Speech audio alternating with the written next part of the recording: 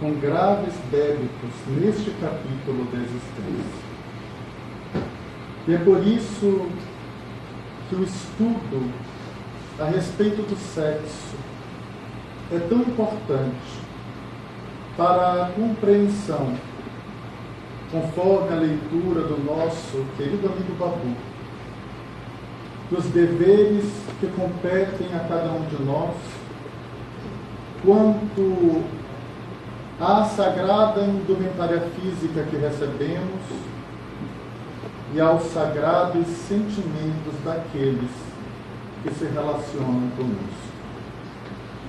Inicialmente, eu pediria venha para ler uma questão crucial para o tema em O Livro dos Espíritos. Na questão de número 200, o codificador questiona da seguinte forma: os espíritos têm sexo? Talvez seja a pergunta inicial para as nossas divagações, para as nossas análises. E os mentores do mundo maior, sob os cuidados do Espírito de Verdade, respondem ao professor Dionês que não como o entendeis, porque o sexo depende do organismo físico. Existe entre eles, os espíritos, amor e simpatia, mas fundados na identidade dos sentimentos. E essa é uma questão preciosa para os nossos estudos, porque aqui os espíritos, eles nos lecionam que o sexo depende do organismo físico. O sexo, portanto, ele está radicado na estrutura corporal. E esse sexo se apresenta em duas dimensões, pelo menos no nível em que nós nos encontramos hoje, de masculino e de feminino. E dentro dessa estrutura, é natural que Allan Kardec tenha se debruçado sobre uma outra questão, que é a questão da relação do espírito com o corpo físico. Porque, num primeiro momento, há uma clareza para Kardec de que o espírito independe do corpo e que o corpo é apenas um veículo que o espírito se utiliza para evoluir. Alguns chamam de uma espécie de roupa, um escafandro que é utilizado para mergulhar no mundo físico por meio da encarnação ou da reencarnação. Entretanto, Kardec faz uma pergunta muito curiosa. O corpo, ele gera influências sobre o espírito em razão da ligação de ambos? É uma questão muito interessante. E os espíritos dizem sim. Uma influência muito forte, que muitas vezes impede que o espírito ele se apresente como ele é. Ele, na verdade, se apresenta como está dentro do contexto existencial físico. E nós podemos explicar isso para que fique mais claro. O espírito, ele não é nem masculino e nem feminino. O espírito não tem sexo. Mas o sexo, como está no corpo, o espírito se identifica com o sexo em razão da existência física. Porque naquela existência específica, ele é Fábio, ele é Maria, ele é Silvio, ele é José, ele é João. E a existência, filosoficamente, ela tem um início e tem um fim. E quando nós nos deparamos com uma filosofia existencialista que reconhece a espiritualidade como a realidade, sabe-se que aquela existência, ela vai terminar e o espírito vai voltar ao mundo espiritual. E no mundo espiritual, ele, numa próxima encarnação, pode viver uma outra existência. Uma masculina, a próxima existência pode ser feminina. Uma saudável, a próxima existência pode ser adoecida. Uma existência onde ele é americano, a próxima ele pode ser chinês. E esses elementos existenciais, eles podem definir comportamentos do espírito. A cultura, por exemplo, americana, me faz andar de calças.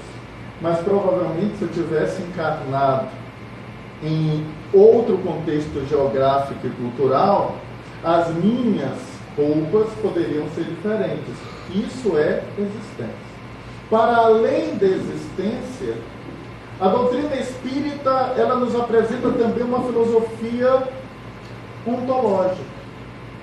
Uma filosofia que mergulha na essência do ser. Para além de Fábio, eu sou espírito. Para além de Maria, eu sou espírito. Para além de homem ou mulher, eu sou espírito. E como espírito, eu posso ter muitas existências sem nunca deixar de ser espírito. Entretanto, como o corpo influencia muito sobre o espírito, é possível que o espírito, ele acredite que ele seja aquilo que ele está. Olha que coisa interessante.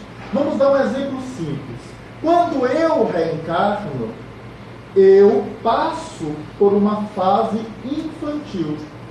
O corpo é pequeno, vou crescendo paulatinamente, mas naquele período em que eu estou encarnado e atravessando a infância e a adolescência, muitas vezes eu acredito que sou criança e que sou adolescente, e não que eu estou criança ou estou adolescente.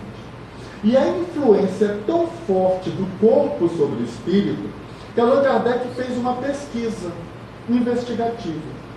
Ele investigou crianças e os seus sonhos. E ele percebeu que o espírito, enquanto anima o corpo infantil, mesmo no mundo espiritual, os seus interesses são de crianças. E os seus sonhos, as suas lembranças são de jogar a bolinha de gude, empinar uma pipa, brincar de peão. Ora, mas aquele espírito pode ser Einstein reencarnado. Mas o corpo influencia tanto que naquele momento ele acredita que tem 5 anos de idade. E se comporta, inclusive, entre os espíritos desencarnados como se criança fosse. Porque a reencarnação também traz um estado de perturbação. Seguindo essa mesma esteira de raciocínio, imaginemos o espírito ontologicamente sem sexo. Mas no momento em que ele mergulha em um corpo que se apresenta inclinado por uma polaridade específica, em razão de uma série de hormônios estabelecidos por cromossomos também específicos, ele vai se comportar, mesmo não tendo sexo, o espírito, como se tivesse durante a encarnação. Então ele vai se portar como homem por causa dessas influências do corpo. Ou ele vai se portar como mulher em razão dessas influências. E pelo motivo dessas influências serem necessárias dentro das leis da vida para que alguns processos evolutivos ocorram, inclusive a própria reprodução, esses espíritos encarnados, eles vão sentir uma carga magnética de atração um pelo outro, que vai garantir as civilizações, que vai garantir com que a espécie se mantenha ao longo do tempo. E isso é profundamente natural. Entretanto, quanto menos evoluídos somos, mais a matéria ela estabelece influência sobre nós. E menos influência nós, espíritos, estabelecemos sobre a matéria. Quanto mais evoluídos somos, mais temos domínio sobre a matéria. Quanto menos evoluídos somos, mais a matéria nos domina. Mais a matéria nos domina. Então esse corpo ele vai trazer uma série de instintos, uma série de sofrimentos que René Descartes vai nos apresentar em uma obra intitulada As Paixões da Alma. E nessa obra Descartes, ele vai estabelecer que as paixões são sofrimentos que a alma sente, são percepções que a alma sente quando está ligada a um corpo físico. Quando está ligada a um corpo físico. E essa influência, dependendo do nível evolutivo do espírito, ela é crucial nas decisões que ele toma. Vamos imaginar o seguinte. Quem aqui já sentiu dor de dente? Eu sou da área jurídica. Imagine um juiz tomando uma decisão da vida de duas pessoas com dor de dente. Como é que vocês acham que vai sair essa decisão? Ora, a dor de dente, quem tem dente é o corpo ou o espírito? É o corpo. Mas essa dor, ela influencia na decisão do espírito. A matéria, ela influencia o espírito em sua decisão. A mulher, durante uma tensão pré-menstrual, o espírito não tem nenhum problema com a menstruação. Isso é do corpo.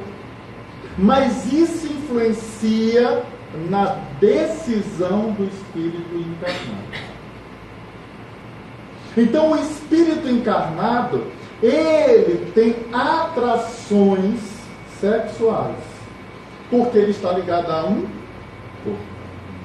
E o corpo tem sexo. O sexo, como dizem os espíritos, está radicado no corpo e não no espírito. O espírito não tem sexo.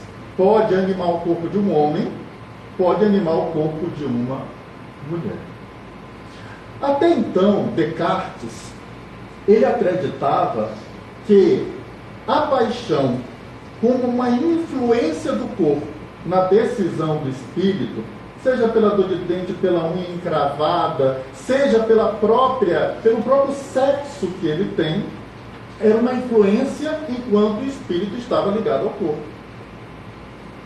E isso é tão interessante, a influência da paixão é tão forte, que uma das coisas que mais chama a atenção da Igreja Católica, e de forma muito bela e respeitosa, é a paixão de Cristo.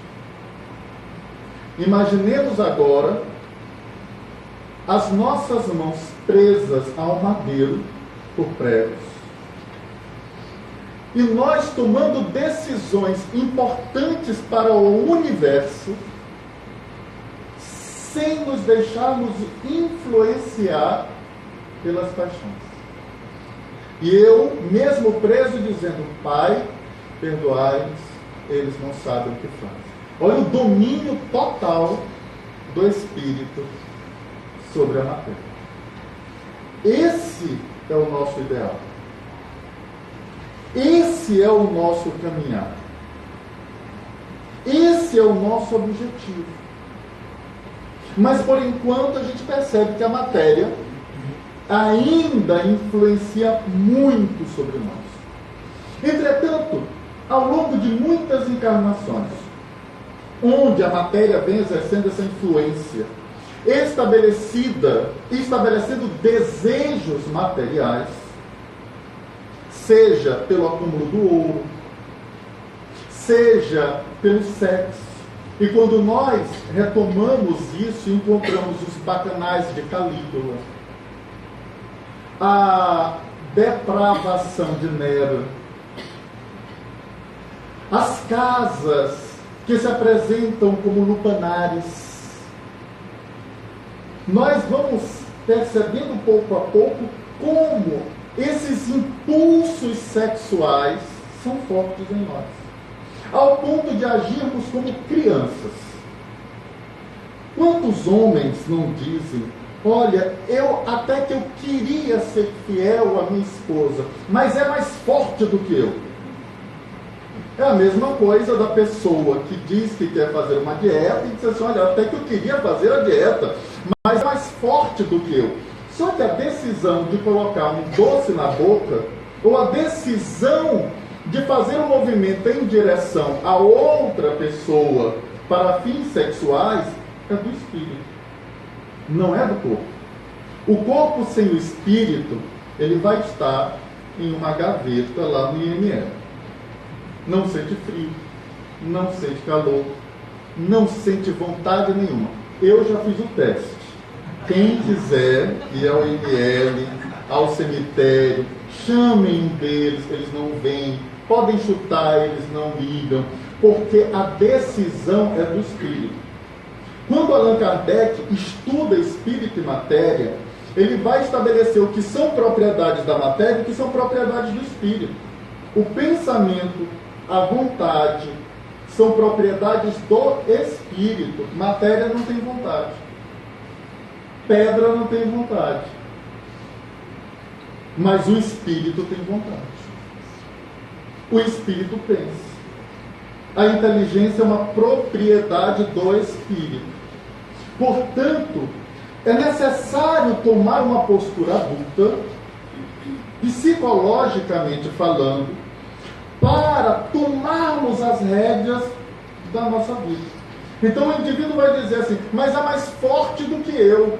Mas é impossível, porque é só você. Você está dizendo que você é mais forte do que você mesmo. Porque quem toma a decisão é o espírito. A criança, quando você diz assim: quem derrubou esse jarro? Não fui eu não, foi a mão. Foi a mão que derrubou. Ela atribui ao corpo, ou parte do corpo, uma decisão que foi dela, do espírito. Isso é um comportamento infantil. Um comportamento infantil. Só que Allan Kardec, ele avança em relação aos estudos das paixões. Porque na questão 972 do Livro dos Espíritos, Allan Kardec questiona se essas paixões, que são materiais, filosoficamente falando, elas transcendem o mundo físico. Ou seja, será que o espírito desencarnado não está mais ligado ao corpo físico? Ele sofre também as influências da matéria, ao ponto de a matéria também estabelecer decisões sobre a vida dele. E aí é que a gente vai perceber que o materialismo,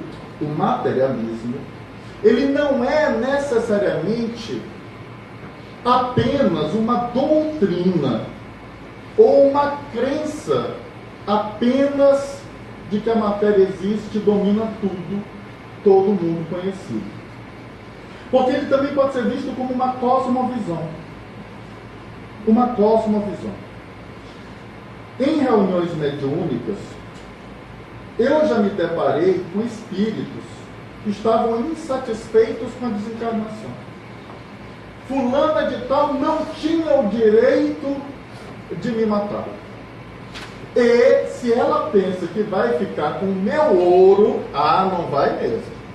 Esse ouro é meu e ninguém vai tocar. Eu me pergunto, mas por que ela precisa de ouro? Ela já está desencarnada. No mundo espiritual não tem quitanda. Ela não precisa ir no supermercado. Ela não precisa de moeda nem de dinheiro para nada no mundo espiritual. Isso é uma realidade do mundo físico. Mas ela gosta mais do mundo físico ou do mundo espiritual? Ela está mais ligada à matéria ou mais ligado ao mundo onde ela se encontra no momento? Mais ela perde. Mais ela perde. É por isso que as nossas percepções, elas deveriam se diferenciar de acordo com a existência. Se a existência é uma existência espiritual, minha reação é uma. Se a existência ela é física, minha reação é outra. Vou dar um exemplo. Meu pai já desencarnou. Imaginemos que meu pai estivesse encarnado e eu desencarnasse antes dele. Ia ser um sofrimento só. Ver um filho desencarnar, não há dor que se compare a de um pai ou de uma mãe diante do filho que desencarna. Mas digamos que nós estejamos agora nesse contexto, eu encarnado ou meu pai desencarnado. E eu desencarno, no mundo espiritual vai ser uma festa. E aí, filho, eu estava te esperando, vem dar um abraço aqui no pai. É uma outra percepção. É uma outra existência. Agora, quando, em razão da relação que temos com o corpo, levamos essa percepção para o mundo espiritual, pela nossa ligação com o corpo físico, muitas vezes mal baratado pelas nossas escolhas, movidas pelas paixões, pelos instintos primeros, eu desencarno como homem, eu vou acreditar que eu sou espírito imortal ou que eu sou homem, João, José, Fábio, X, Y, Z. Vou achar que eu sou Fábio. E se eu gostava de uma cervejinha, no mundo espiritual não tem, gente, não tem Brahma, não tem Skol, só avisando. Mas eu ainda vou gostar dela. Eu só não tenho mais uma estrutura física para beber. Eu vou fazer o quê? Eu vou me aproximar de alguém para sentir sabores. Eu também não tenho mais gametas masculinos ou femininos, eu não tenho mais corpo físico, mas eu quero sentir os prazeres que a matéria me trazia, porque ela influenciou-me tanto que ela ainda define muitas das minhas vontades, muitos dos meus desejos. E essa influência faz com que eu também procure pessoas que estejam afinadas mentalmente comigo, para que eu possa pelo menos sentir os prazeres da matéria, porque eu acho legal é a matéria. Nada de espírito para mim é legal. Legal é o mundo físico, onde eu conquisto, onde eu tenho muitas mulheres ou muitos homens, onde eu tenho muitos prazeres. E é por essa razão que, historicamente, a bigamia, ela antecede a monogamia, porque a monogamia, ela já é um resultado de um processo evolutivo, quando o espírito descobre que a moral é o seu ideal supremo. E que a vida movida pelas paixões materiais levam a profundo sofrimento. Porque aquele que acredita que os prazeres do sexo vão lhe trazer felicidade, ele se compara a um indivíduo que quer matar a sede bebendo água do mar. E quanto mais ele bebe, mais sede ele sente. E menos ele consegue estabelecer para si mesmo alegria ou felicidade. Ele se mantém no nível do prazer, porque o prazer é físico. Quando o corpo, por exemplo, está com falta de água e você bebe um copo d'água, você sente o prazer bebendo água. Mas aquele prazer é do corpo. Agora, quando eu começo a trabalhar algo que transcende a matéria, como, por exemplo, ouvir uma sinfonia de Beethoven, de Wagner, de Chopin, isso, na verdade, começa a trazer alegrias para a alma. Para a alma. Mas eu posso chegar a um nível que a felicidade da alma será determinada pelo bem que eu faço. E a ruptura com esse modelo de vida, onde a matéria estabelece as minhas decisões, ela perpassa por aquilo que o Babu leu para a gente. O dever. E começa de forma muito simples. Eu desejo, mas não devo. Eu gostaria, mas não é certo. Porque o dever é, na visão de Immanuel Kant, a base estrutural e inicial de uma ética profunda. Por isso, diz Lázaro, no item 7 do capítulo 17 do Evangelho segundo o Espiritismo, lido pelo nosso querido Silvio, é uma bravura da alma contra si mesma. Onde muitas vezes não há testemunhas dessa luta.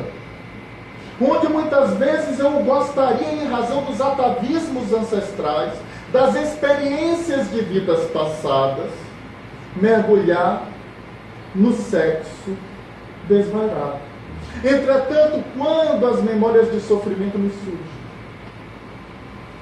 eu começo a estabelecer um autocontrole pela consciência que me diz: eu não devo cair novamente. Eu não devo tropeçar novamente nessas mesmas falhas. E por isso que esse contato com a matéria, ela é tão importante, porque aqui as decisões são tomadas com fortes influências físicas, que nós chamaremos de tentações. Aqui encontraremos tentações. Para o homem, muitas vezes, a tentação será um rabo de saia. Para a mulher, a tentação pode ser um deus grego. E essas tentações de natureza sexual são lutas importantes. E se nós saímos vitoriosos pela resiliência, pela resistência, pelo cumprimento do dever moral que passa pelo respeito ao outro, por estabelecer a afetividade como uma relação mais importante do que o gozo de uma relação que dura segundos. Mas a afetividade é que vai estabelecer relações familiares. O gozo dura segundos, mas é a afetividade que vai fazer com que uma família, ela tem estabilidade por 30, 40, 100, 200, 300, 1000 anos.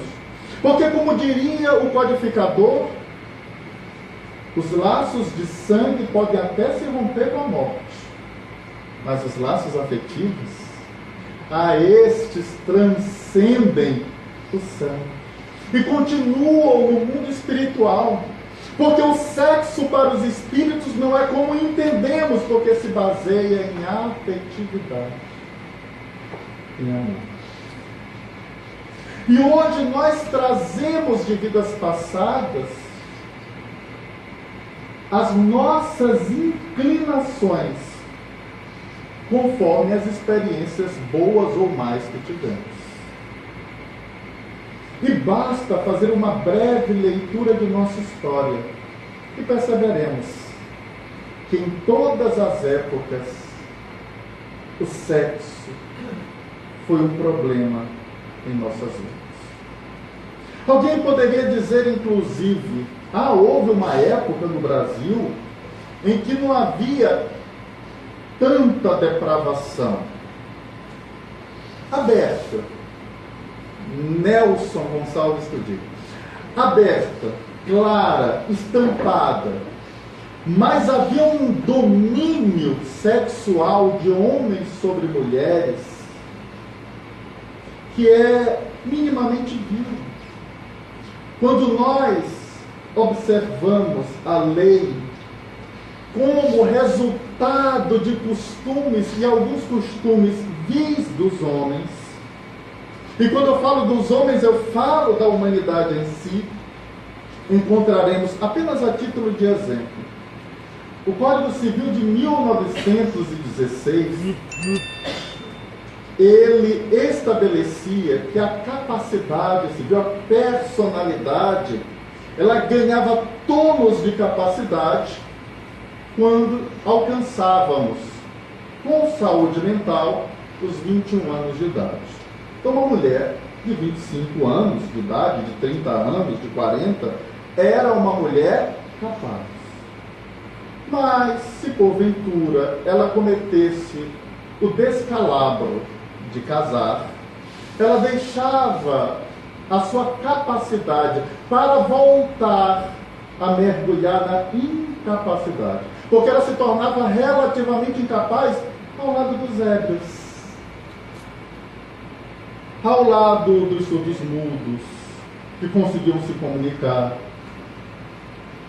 demonstrando que as depravações, elas eram estabelecidas numa imposição de vontade de um sexo sobre o outro. E era algo tão grotesco que não havia divórcio, porque o casamento, sob a ótica de uma lei canônica, era indissolúvel. E sendo indissolúvel, o que se poderia ter no máximo era um desquite. E uma mulher desquitada era vista com mais olhos ruins do que uma prostituta. Isso vai demonstrando que era natural que homens eles tivessem as suas mariposas da noite. E era tão natural e tão normal que as mães falavam para as filhas: mas isso é muito comum, minha filha, é normal. Vai ser comum com o seu marido, assim como é comum comigo. E há uma ancestralidade de imposição tão grande, que quando Jesus se deparou com a mulher adúltera, nós tivemos um problema de natureza jurídica ali. Porque o adultério, naturalmente naquela época também, era um crime de coautoria obrigatória. Se ela foi flagrada em adultério, onde é que estava a adúltera? Onde estava o comparsa? Onde estava o homem? Porque só ela foi levada ao patíbulo público para ser apedrejada. Daí percebemos as nossas experiências de depravação marcadas pelas nossas pulsões, marcadas pelas inclinações não domadas pelo Espírito que estabelece ou passa a estabelecer a moral como seu ideal de vida. E é natural que hoje tenhamos o resultado dessas experiências. Por quê?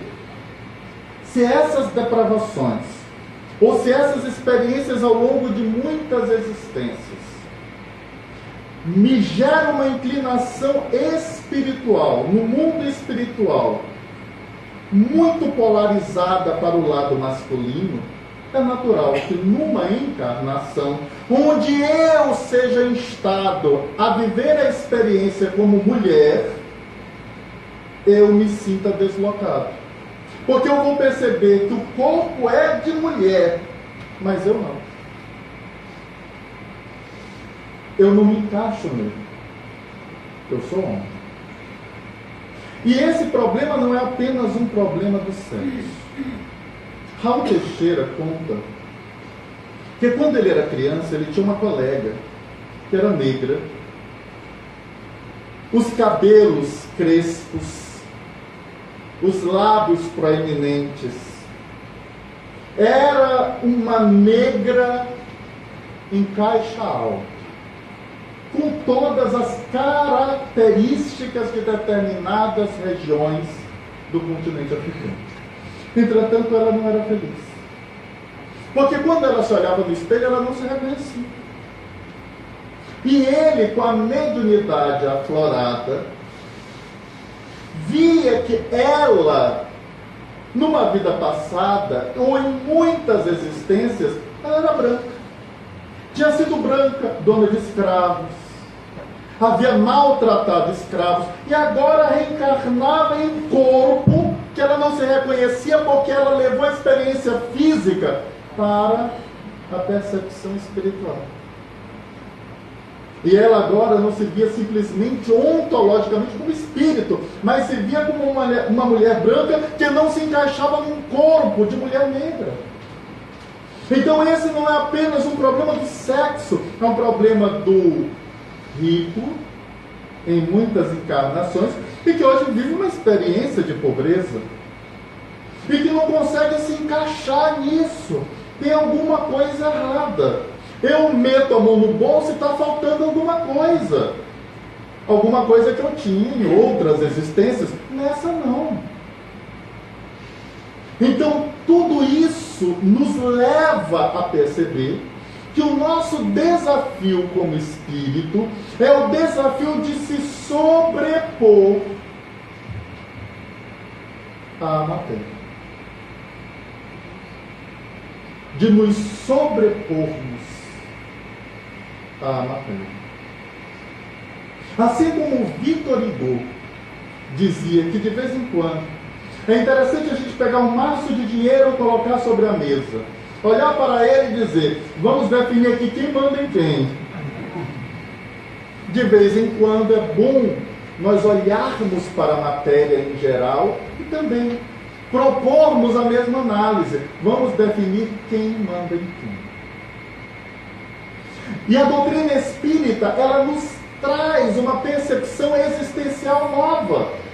Porque quando ela diz que a morte não é o fim, quando ela nos apresenta uma continuidade da vida, uma justificativa para estarmos aqui encarnados, que é a nossa própria evolução, o reconhecimento desse objetivo muda todo o contexto e toda a nossa forma de ver a existência. E ainda que haja pulsões, o ladrão de ontem que tinha amor pelo alheio, e aí hoje ele reencarna, ele olha, mas bem, olha como aquele relógio ficaria abrindo meu braço. Mas eu não devo, isso foi uma experiência do passado, preciso mudar. Olha como aquelas jovens ali do time de voleibol da Austrália, bem que poderiam estar todas lá em casa, mas eu não devo, eu mudei. Eu quero mudar, eu sou uma pessoa nova. Eu me proponho uma transformação para ser feliz. Para sair de um ciclo reencarnatório de baixo teor espiritual e de profundo sofrimento. Porque os efeitos no mundo espiritual dessas experiências são profundamente dolorosos. Porque, segundo os espíritos, quando chegamos lá e olhamos a nossa filha, a nossa mãe, abandonadas à fome e ao desespero, porque nós fugimos à nossa responsabilidade em razão de um caso ou de outro. Quando olhamos essas pessoas com quem nos relacionamos cometendo suicídio, porque entregaram-se de alma enquanto nós agíamos como lobos disfarçados de ovelhas, que se acercam para dar o bote na presa. Historicamente, nós somos assim. Quando nos movimentamos em relação ao outro, temos um bom papo. Nós utilizamos de todas as técnicas psicológicas de conquista. Mas quando os prazeres da carne já foram sanados e a afetividade não existe, nós fugimos para procurar outra flor. Porque acreditamos que a beleza da flor está na docilidade das pétalas, mas a beleza da flor está no aroma de seus perfumes. Porque quando as flores murcham, o aroma permanece. E esse aroma que se torna o hálito de nossas vidas numa relação de conjugalidade, de respeito, de apoio, de suporte, de compreensão. E desvairados, muitas vezes, começamos a perceber que a nossa vida é vazia. Vivemos um vazio existencial por prazer. E percebemos que um dia, o tempo, que é o tempo que não perdoa ninguém, transformará esse rosto doce em algo enrugado. Essa pele começará a apresentar algumas manchinhas. E o tempo vai chegar dizendo para nós: eu passei. O tempo passou. Possivelmente estaremos cegos. E a lição da existência ante a morte solitária será novamente a lição da afetividade, do amor.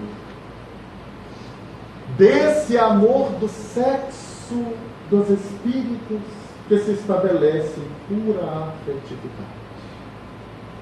Desse amor que nos leva a movimentos saudáveis, para que tenhamos condições de transformar as desastrosas experiências, as misérias de nossas vidas em grandes missões de educandário, em missões de construção coletiva, para que as perturbações do sexo possam se reverter em energias criadoras.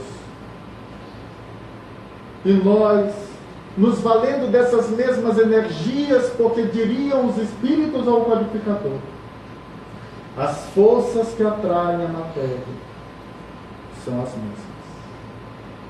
É a energia do sexo, é a energia que gera a vida intrauterina, é a mesma energia que cria o escritor, que cria o pintor, que cria o artista. É a energia que cria a vida em dimensões mais amplas. E quando nós alargamos a nossa visão, perceberemos que há uma felicidade do espírito que é muito maior do que o prazer do corpo, ou o prazer que eu sinto quando estou no corpo. E isso passa também a ser um ideal. Eu quero ser feliz. E a felicidade real é aquela que não tem óbices, é aquela que não termina, é aquela que é contínua, é aquela do indivíduo que sofre mais do que tamanco de pobre no carnaval. Mas ele diz: eu sou feliz. Eu sou muito feliz. A vida nem se transforma na rotina do cotidiano narrada por Chico Buarque. E nem se transforma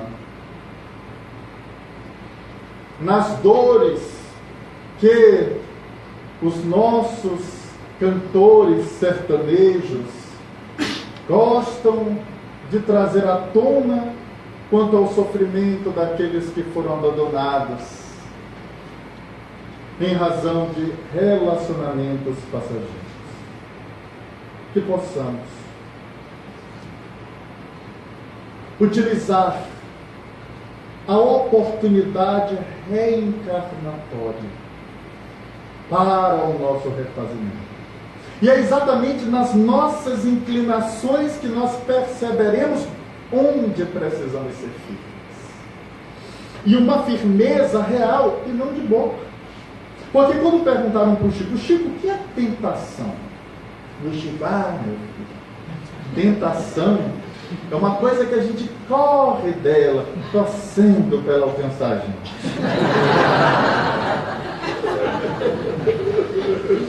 Então, muitas vezes, a nossa vontade está só nos lábios.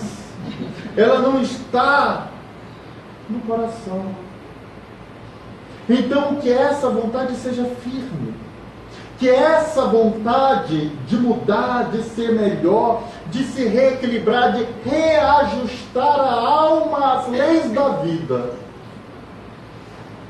sejam tão fortes, ao ponto de nos gerar a transformação que gerava nos hebreus. Os hebreus, quando se transformavam, aquilo era tão singular e tão próprio que eles estabeleciam em sua cultura que havia uma morte e um nascimento. Um homem velho morreu para um homem novo nascer. Então, Simão morre para nascer Pedro. Saulo morre para nascer Paulo. Gesiel morre para nascer Estevão. Para que nós sejamos homens novos diante da vida. E mesmo que o nosso passado seja vergonhoso e os nossos crimes sejam inconfessáveis, lembremos de Jesus. Se tu queres me seguir, põe as mãos na charrua e não olhe mais para trás. Sigamos para frente, firmes e convictos de que, quanto mais cumprirmos o nosso dever para com Deus, para com nós mesmos e para com o próximo, mais rápido viveremos a felicidade dos justos, a alegria dos anjos. Muita paz.